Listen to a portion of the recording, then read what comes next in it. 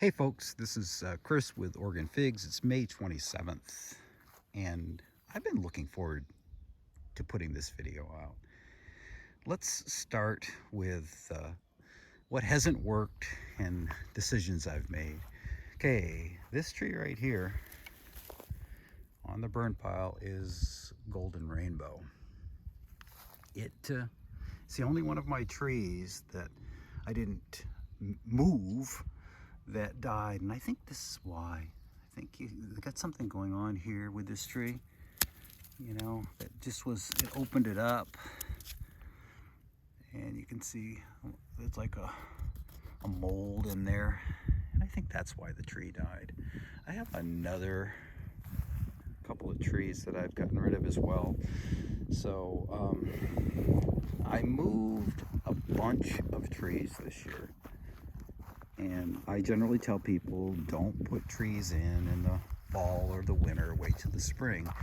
The problem I had so many trees that I had to move because I'm changing the distance between my trees. And I just couldn't get it all done as one person unless I started pretty early. So we're walking down looking at Anne's garden right now. So this was one that was pretty much a fail for me. This is Lampera Preta. It was a tree that was fairly good sized. Never really grew that well. When I dug it up, I took one of the main roots and actually cut the main roots. And when I transplanted it, the top died. So I said, oh, I'll just throw the whole tree here in this pot, throw some soil over it. And I just threw it in the pot, and it came back. So I'm going to take this up the other house. I'm going to grow this in the pot because I don't like putting trees in that are really tiny. And here, if a tree dies to the ground and you try to grow the tree back, you run into small trees that are close to the ground level that have a tendency to have a lot of dieback. So I like to try to get my trees a little bit bigger. That's a thing of beauty. Anne has been so pumped up about the garden this year. It's really fun. So let's talk about how I started this whole project of changing the spacing for my trees. So I've come up with a new spacing. I was putting them really way too close together. Now I'm putting everything at a 18-foot spacing. That's what I've decided will work well here. So I had a lilac here, and I had planted it on top of my irrigation, and when I was taking it out, I took one of the Schedule 40 pipes, 3/4 inch, and I broke it. So I couldn't really fix it until it got warm enough where the glue would work. So I fixed that. All right, so there was a lilac there. There was a lilac right there in that hole. And there was a third one right there. And they are now down on the other side of the greenhouse. The reason I did this is I wanted just to make more space for my Nikita's Gift persimmon. So now I've got the persimmon hanging out right here, doing great this year, and I don't have anything ultra close to it. The closest one is Campanile, and this is a tree that I've given a lot of praise to as far as growing in ground in Oregon, and just a happy tree this year.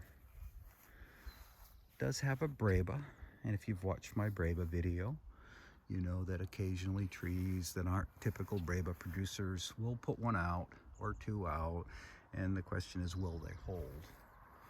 This is really good growth, but even though we're having really good growth, because of our cooler nighttime temperatures, you can see one bump there. That's probably not a fig. You need the heat for figs. You can get away with a blast of heat to get your growth happening here in the Pacific Northwest, but to set the figs, you need heat. So this is part of my old orchard. That's a tree I'm really, really pleased with. Let's go down to Brown Sugar Crunch, part of the old orchard. So there were trees on top of trees. I did such a poor job of planting, but I did a lot of learning. This is brown sugar crunch. Really nice shape. And so what I'm trying to do is I'm not trying to use spreaders to spread my limbs apart, because I'm trying to get more of an upright growth, because we mow around these with a zero-turn mower. And even something like this, if you weren't dealing with a mower, yeah, you could leave that there, but I'll probably pull it up so that it won't hit the mower. That's one of my reasons for growing the way I grow, is, you know, you have to grow to fit your needs. This is my Desert King, first tree I put in 2017, and it is the king. I mean, it's just loaded with Breba. Okay, this is LDA Long d'Out. It's a French variety. It's for the first time ever putting on some Breba. It's lost probably over half of its crop this year, but it does have some. And with a little luck, I'll taste the LDA Breba for the first time. This is by Pharaoh Zeus, another one that's dropped quite a few Breba, but has still a fair amount holding. These are delicious. This tastes like maple syrup when they're properly ripened. And this is Corky's Honey Delight. And it's dropped, I think, one Breba, maybe two, and it's holding some. First time for Breba. This is only a 2-year-old tree. This is Planera, and this is one of the few trees that I actually had tip damage. If you go around the tree and you look at it, I've cut the damage off. It just never lignified. The tips didn't lignify. Now, is that, you know, a sign of what it's going to do in the future? Who knows? You need to give trees time. You can't make snap judgments. You know, that's why I won't say that golden rainbow isn't cold hardy, because my tree had a little disease part on the bottom and it died. So, you know, and I've only grown one tree. Even if the tree was healthy and it died, it's pretty hard to say, oh, it's not cold hardy when you have one tree. To really make statements about something being cold hardy or not, you need multiple years and really multiple examples. Coldodama Blanca Negra, in ground for the first time. It's a new one. This is part of the new orchard, new spacing. Ischia Black, one in ground for potential Breba. Delicious Breba. This is a wonderful Breba. But we don't know how it's going to do in town. That's one of my experimental trees. This is Marius Black Greek, or Black Greek Marius rather. Looks good. I moved this one. Now, this one was one that was too close to other trees, so I moved it. And I think I moved this one in January, and it survived nicely. I think it had one limb die. This is my red Lebanese Baca Valley, which I moved at the same time. It looks really good. That area where the bucks had rubbed it, when I planted it, I planted that area away from the hot afternoon sun. And I'm going to use some IV organic, and I'm going to paint that tree. If you've never used that stuff, it is really good stuff. And it smells good. It's like working on your plants with something to protect them that actually smells good.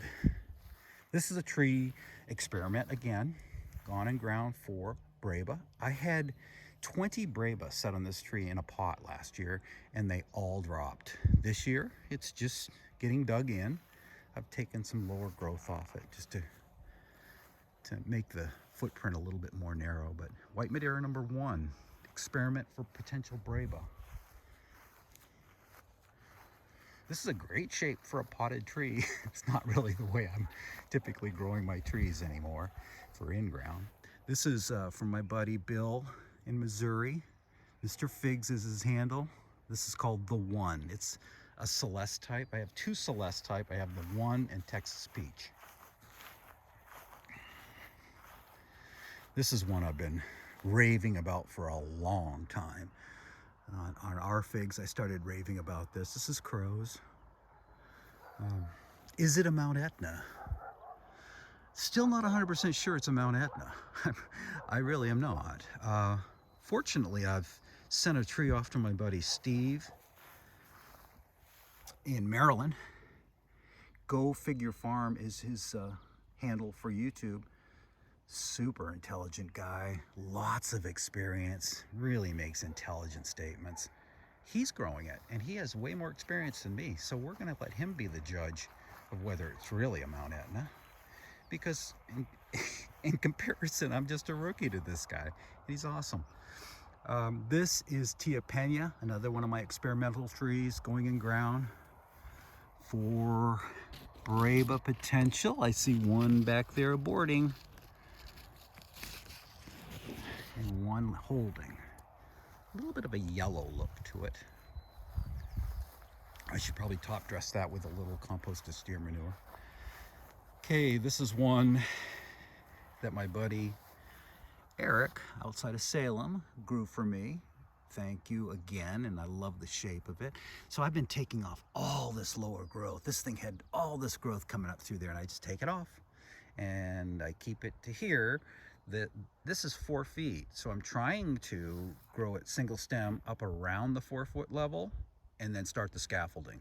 That's what I'm trying to do on my newer in-ground trees. So this has just gone in ground. It's supposed to be a great Breba, we'll see. This is my other Celeste type. This is Texas Peach. It's been in ground, so this isn't a new plant. Just like my LSU Tiger's been in ground. This isn't a new plant. This is the strangest shaped tree.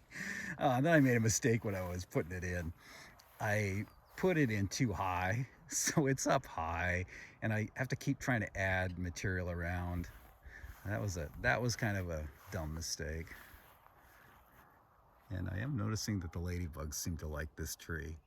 Tons of Breva all aborting. Iranian Candy, this has been in ground, part of the original orchard, or the second phase of the original orchard, holding some nice Breba crop. Now we're gonna go to the new plantings that are strictly new plantings. Some of them were moved because I had them too close together. For example, I had Sangue Dolce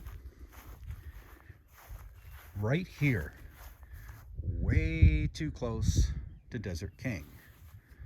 I had Olympian right here. It was a tissue culture, and it grew like crap, and it's on the burn pile. I would say be careful of tissue cultures. I had my Smith right here in between Brown Sugar Crunch and Long Viewed right there. It is now in the new section. I had Honey Plum up here. It's burn pile.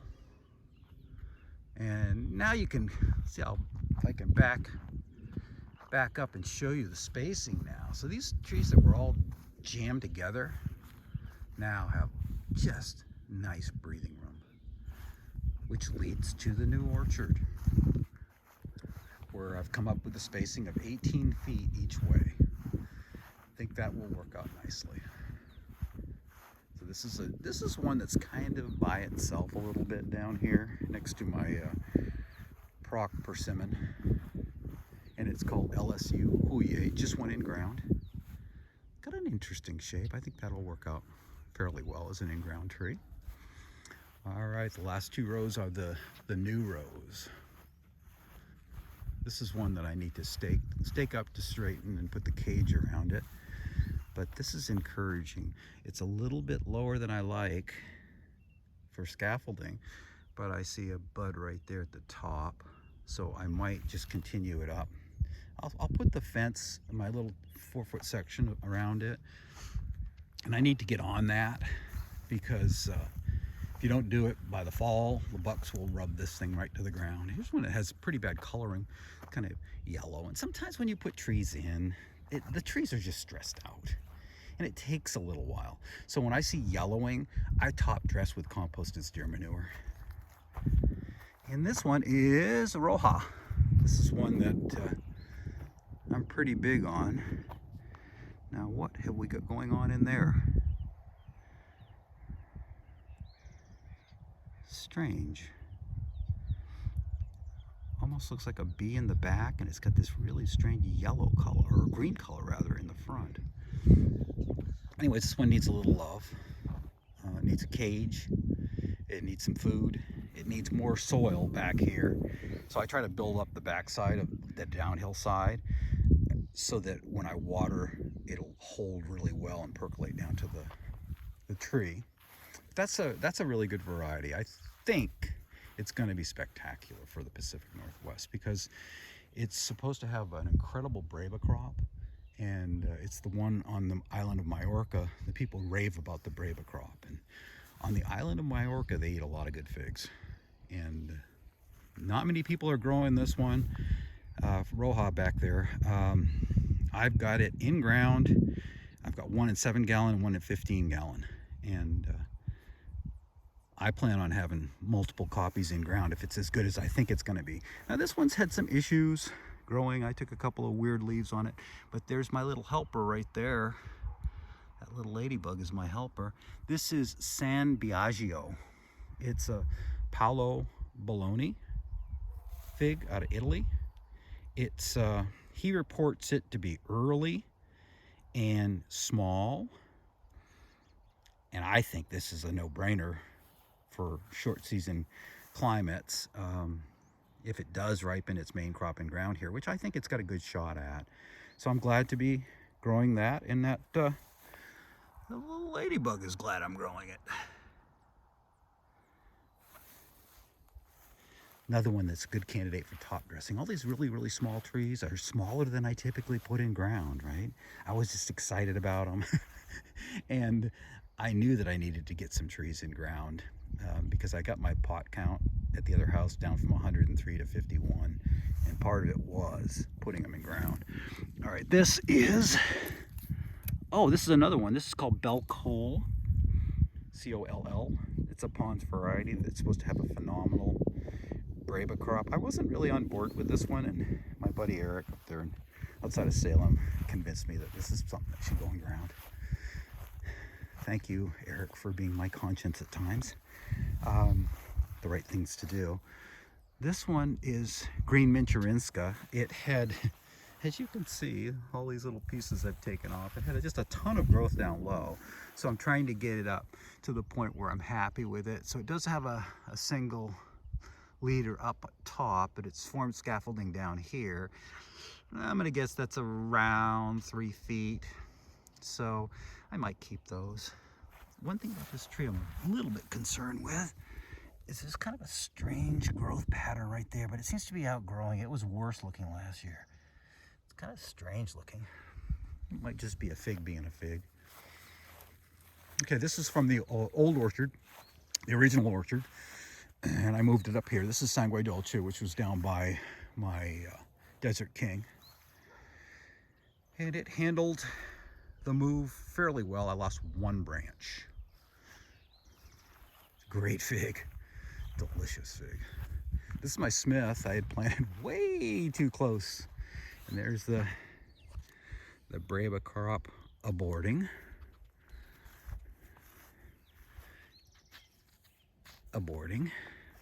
So there's a few left. We'll see if we can actually taste this, but this is kind of a strange shape for a tree.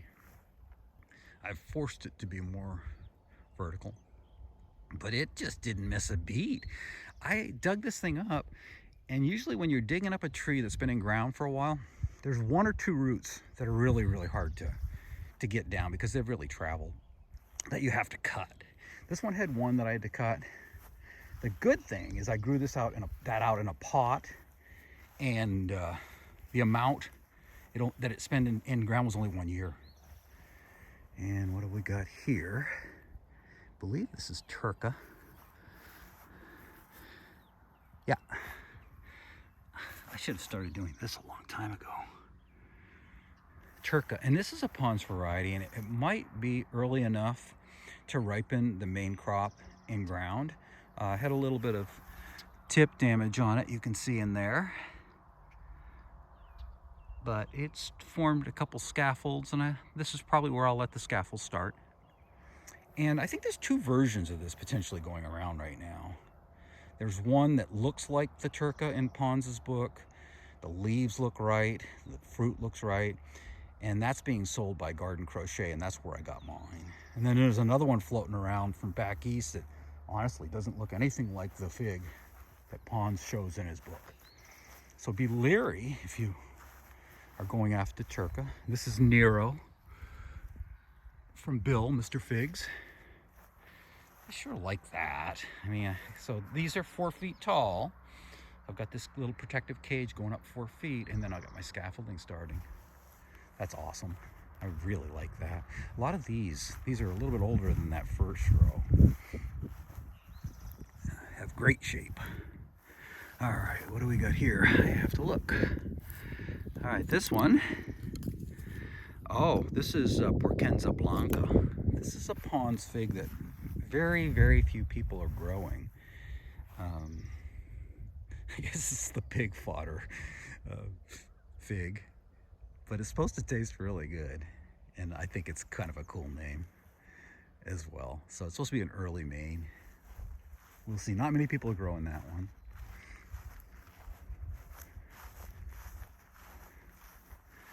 All right, Sant Martina from Pons. Grew this as a cutting last year, and the same with the last one, the Porcenza Blanca. So this is like just in its second leaf, and you can see the girth on that. This tree likes to grow. It's actually going through my little cage. I'm gonna have to adjust that, I think. I'm gonna make these cages a little bit bigger than this. I started making some bigger, and I like it a little bit better for these small trees.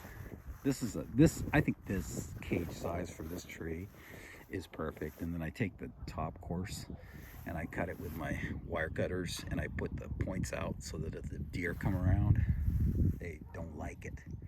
So this is one this was grown as a cutting last year. And if you want to see how to grow cuttings and have good success, I've got a series of rooting fig cuttings. Make sure you watch the first one, getting your mix to field capacity, because it all hinges on that. That's the right way to start. And follow them sequentially, and you can see exactly what my results were. I mean, I'm not sugarcoating anything. I give actual pictures and give 5 years experience of doing it. It's not like I'm experimenting. This is Debo, other Pons, started last year. Sounds like an interesting fig. Very early, very few people are growing this one. So I've got a lot of experimental early Maine crop. A lot of it from Pons, some of it from Bologna. This is one from him, and unfortunately it looks really bad. I don't know what's going on there. That does not look good. This is my Vertolino, unfortunately. Just doesn't look good. Might not make it. That's kind of sad. So you get failures with successes. This is Vincenzo. Was growing in a really strange shape. I had grown it out to be a potted tree, and I decided, I'll put it in ground instead. And so I've really been pulling it in, trying to straighten it out, as you can see.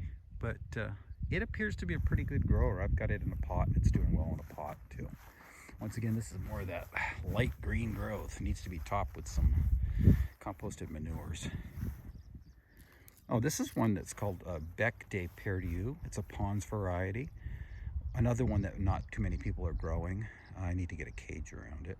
Need to get some composted manure on the top of it to top dress it. I need to fill in the back side a little bit. So I need to give this one a little bit of love. But I got a fig off this in year 1, which almost never happens for us. And it's the fig itself is in the shape of a beak of a partridge, and that's what it means. Bec de Perdieu. So that's the orchard. I feel really much better about the spacing. I mean, now you've got trees that can get some good size on them and not be growing into each other. This Corky's Honey Delight is a little close to my Planera. It's one that's a little on the close side. So I just lost, another loss I had, Ronde de Bordeaux. I lost my tree. just strange. And really strange that the two trees I lost were right in here. And this is kind of a bit of a wet area. So that maybe had something to do with it. So what I will probably do is roll the dice and take this Corky's Honey Delight, and I'll come down, instead of being close to my Iranian Candy like I was right here with my Golden Rainbow, I'll come down and split the difference and be 18 feet away and probably put that tree, this one right here, in that spot. That should give me pretty good spacing. So the original orchard has changed dramatically. There are very few fig trees in it. And my persimmon tree, my Nikita's gift, has lots of room. So it's been a good year. Been a good year. I've been really busy. It's hard to dig these trees up when you've planted them. If it's been in the ground 1 year, it's not the end of the world to dig it up. If it's been in the ground 2 years, it's more difficult. You're going to be cutting 1 or 2 of the bigger roots. So you want to do it early enough. I think I did it too early. I would say in the Pacific Northwest, maybe you want to be doing that in March or April. It would be a better time to do it. But I got fairly lucky with most of them, except for Verdolino, darn it. But that tree may surprise me. Sometimes they just surprise you. So now you're getting a view of the orchard as I'm heading up the hill. And you notice how I'm not out of breath or sniffing as much this year. I think I've had COVID 3 times, and I had long COVID 3 times, and it really affected my health. And I feel pretty healthy now. I was wondering if I'd ever feel like this again, where I wasn't out of breath all the time and wasn't sniffing. So I apologize for that. There's that 18 feet. 18 feet between the rows, 18 feet between the individual figs. And it kind of morphed into that distance. As I kind of came up the hill and I was planting, I started planting further and further apart. So these are all 18 until you get down towards the original orchard, I should say. Hey, hope you're all having a great Memorial Day weekend. Wish you all the best in your season. It looks like a good year potentially in the Pacific Northwest, because we have got some early heat, which is really nice. Will we have the October that we had last year? I wouldn't bet on it. That's why we had such a great year last year. We had a later start, but a much longer season. This year we've had an earlier start.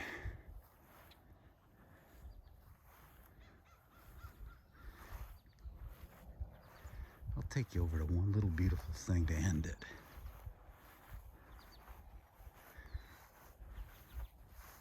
Peony.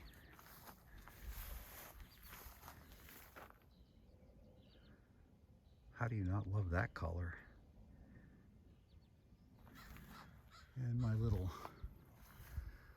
experiment with my grapes, I ran them up through here, and these are just red table grapes, seedless table grapes, but they're doing really well.